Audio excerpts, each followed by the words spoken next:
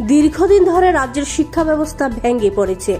ছাত্রছাত্রীদের শিক্ষা ব্যবস্থার হাল ফিরিয়ে দেওয়ার দাবিতে শুক্রবার সকাল থেকে উদয়পুর রাজপথে ভারতের ছাত্র ফেডারেশন ও উপজাতি ছাত্র ফেডারেশন উদয়পুর বিভাগীয় কমিটির উদ্যোগে 7 দফা দাবিতে উদয়পুর জামতলা থেকে এক মিছিল বের হয়ে সেন্ট্রাল রোড পুরনো মোটর স্ট্যান্ড হয়ে গোমতী জেলা শাসকের কার্যালয়ের সামনে গিয়ে এসএফআই এর রাজ্য সম্পাদক সন্দীপন দেবের নেতৃত্বে 5 সদস্যের এক প্রতিনিধি দল গোমতী জেলা শাসক তরিৎকান্তি চাকমার নিকট 7 দফা দাবি সনদ তুলে দেওয়া হয়।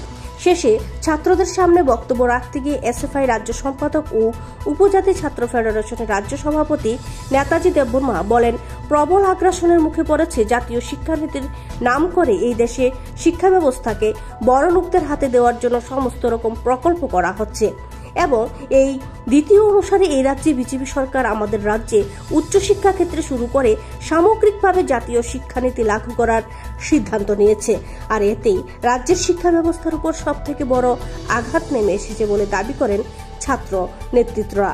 সরকারি বিদ্যালয়গুলো কোনো অবস্থাতেই বন্ধ করা যাবে না এবং শিক্ষাক্ষেত্রে বৈষম্যমূলক ও ব্যর্থ বিদ্যাপতি প্রকল্প বাতিল করা যাবে না বলে উল্লেখ করেন নেতৃত্বরা।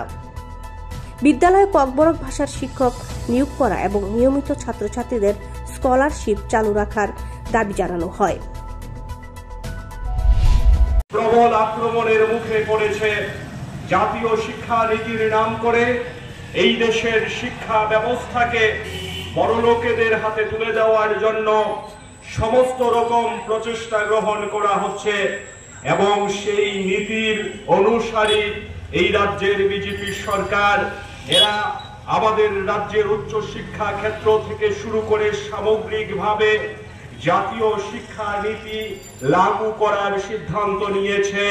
আর এতেই আমাদের রাজ্যের শিক্ষা ব্যবস্থার উপর সবথেকে বড় আঘাত নেমে এসছে। আমরা দেখছি আমাদের রাজ্যের মধ্যে বিজেপি সরকার আসার পর এরা মুখে বলেছিল গুণগত শিক্ষার কথা, এরা বলেছিল শিক্ষা ব্যবস্থাকে আরো সম্প্রসারিত করা হবে, সাধারণ ছাত্র ছাত্রীদের যাতে শিক্ষার সুযোগ বাড়ে তার জন্য ব্যবস্থা নেওয়া হবে। কিন্তু কার্যত এরা যা করেছে উল্টো পথে হেঁটে শিক্ষা ব্যবস্থাকে ধ্বংস করে দিয়ে এই রাজ্যের ছাত্র সমাজকে বিপথে ঠেলে দেওয়ার জন্য, অন্ধকারের দিকে ঠেলে দেওয়ার জন্য চেষ্টা করছে এই রাজ্যের বিজেপি সরকার।